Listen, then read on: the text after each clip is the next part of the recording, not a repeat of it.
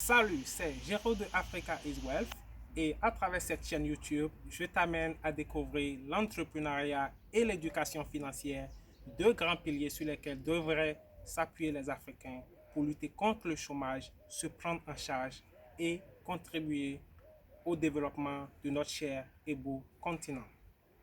Bien de personnes, en cherchant les voies de la réussite, pensent qu'il y a un raccourci. Non, il n'y a pas de raccourci. Il y a seulement de petits secrets. Au fait, ce ne sont même pas des secrets, ce sont des étapes. Des étapes à suivre pour atteindre ton objectif. Pour commencer, il te faut une vision claire de ce que tu aimerais faire. Il te faut une vision claire de ce que tu aimerais entreprendre. Dès que tu as ta vision, il te faut maintenant élaborer un plan. C'est vraiment déplorable de voir souvent que les Africains n'ont pas un plan sur 5 ans, 10 ans, 15 ans, voire même 20 ans. J'ai discuté avec pas mal d'amis et quand je leur pose la question, ils sont incapables de me dire ce qu'ils aimeraient faire ou le point qu'ils aimeraient atteindre dans 5 ans, 10 ans, 15 ans. En travaillant ton plan, il te faut beaucoup de créativité.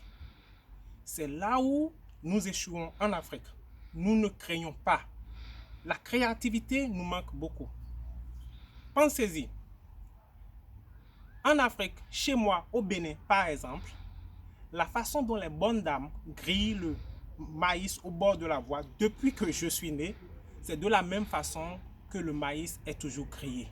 Il n'y a eu pas d'innovation. Il n'y a pas eu d'innovation. C'est toujours la même façon de griller le maïs. Il nous faut créer. Il nous faut innover. Qu'est-ce qui empêche un jeune béninois ou africain, par exemple, de prendre cette idée-là et d'essayer de la développer et d'avoir une chaîne? Pourquoi pas? McDonald's, par exemple, dans le monde occidental, a commencé par un petit point de vente. Aujourd'hui, ils ont des milliers de points de vente. La même chose, un jeune peut prendre ce que nous avons, le maïs grillé, et transformer ça en une chaîne. De la même façon, le coiffeur, la façon dont nous coiffons en Afrique, c'est toujours de la même façon que les coiffeurs continuent de coiffer.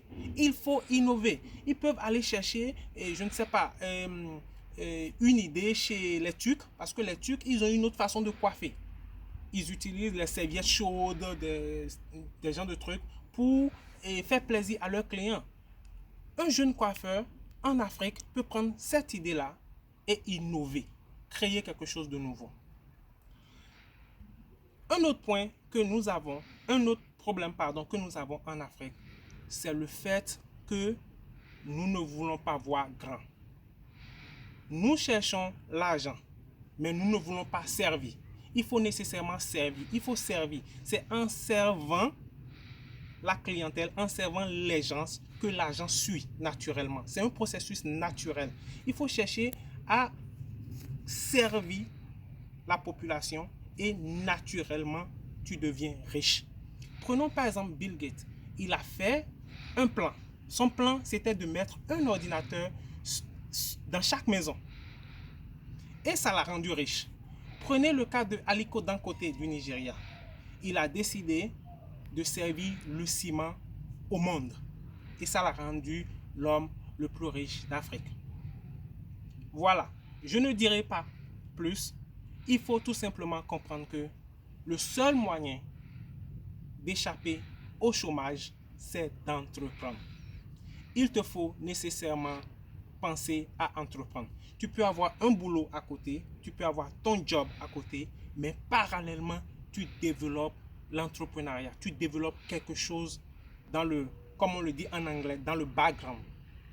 Et petit à petit, tu grandis ton business. Cela peut te permettre peut-être un jour de laisser ton boulot et de te consacrer à plein temps à ton business. C'est Géraud de Africa is Wealth. Je te retrouve la prochaine fois.